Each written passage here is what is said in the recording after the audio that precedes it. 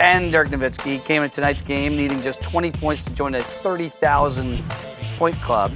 And he came out shooting literally lights out. 6 of 7 in the first quarter. 3 of 3 from beyond the arc. Scored 18 alone in the first quarter. I mean, turning back the clock. And they were looking for him. And the big German was on fire. Head fake, get some space, knock it down. Here's the moment. Larry Nance Jr. And just post up, buckets. 30,000 career points right there. 6th player to ever do that in the history of the NBA. Now, play continued. Dirk's still hot. Another 3, and then they decided to stop. So he's got 30,003. Oh, there's Cuban on the floor. Look what he's wearing. He's wearing a T-shirt and sweats. My kind of owner right there. You got a big night, obviously. They win by 11. Dirk ends up with 25, 11 rebounds as well.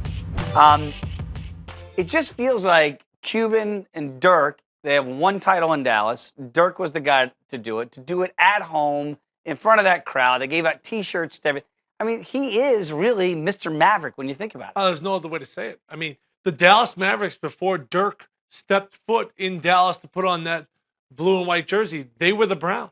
Well, yeah, right. They were the Kings, at least. They were Orlando the Pelicans. Blackman, right, they had some good players. But so did the Browns. We want to go back to the old school Sure. days, you know what I'm saying? But my point is, they were an absolute laughing stock in the NBA. He goes there. He legitimizes that organization. They build a new arena. He wins an MVP. They go to 2 finals. They win a championship. That's all because of Dirk Nowitzki. I almost find it ironic in a way when you look at some of the great scorers in the history of the NBA. Mark Cuban's loyalty to Dirk. Because Mark Cuban's a businessman. yes. And eventually the business must go on. The show must go on without a guy who's meant so much to the team. But Cuban, this isn't very Shark Tank-like. He's holding on to Dirk Nowitzki just like he's hugging him. He doesn't want him to go. But the fact of the matter is the next phase of Mavericks basketball has to happen. But he's showing loyalty to a guy who I believe, of all the international players to ever play the game, he's the best. Wow. Over Akeem. Over Tony Parker.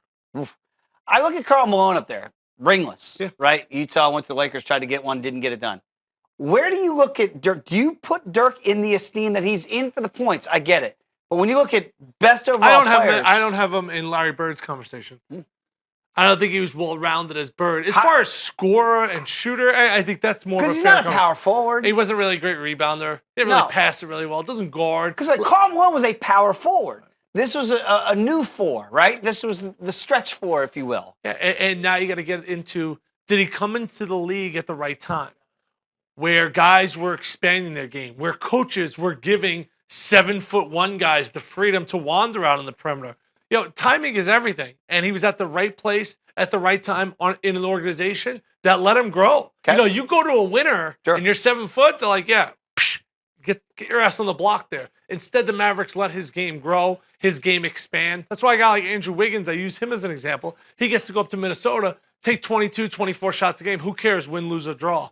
That's the way Dirk kind of developed, and then the confidence grew. And then I think he's the reason we see Karl Anthony Towns.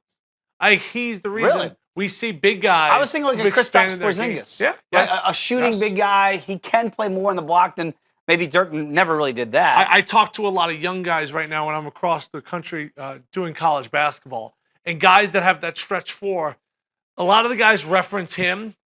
But now almost he's getting too old for the guys that I deal with in college. And they mention Kevin Love. I think Dirk's a direct correlation to someone's game like Kevin Love. So you think he really, because we look at Golden State and go, oh, they kind of switched the game with the way they play. He changed the position. He did, right? Changed the 4. Yeah, I mean, Bird played that way. You can say Larry was more of a small forward, but teams started morphing around Dirk where he was a guy who could spread you out. Because when he came to the league, I mean, he's not 6'7", 6'8". This is a legit 7-footer who's never played like a true 7-footer. I just wonder if he would have came in earlier, like in the 80s, would they have let his game develop like it had? So, right time, obviously he capitalized it. He capitalized on a league that's changing. A lot of guys shooting more threes, but one of the great offensive talents in the history of the NBA.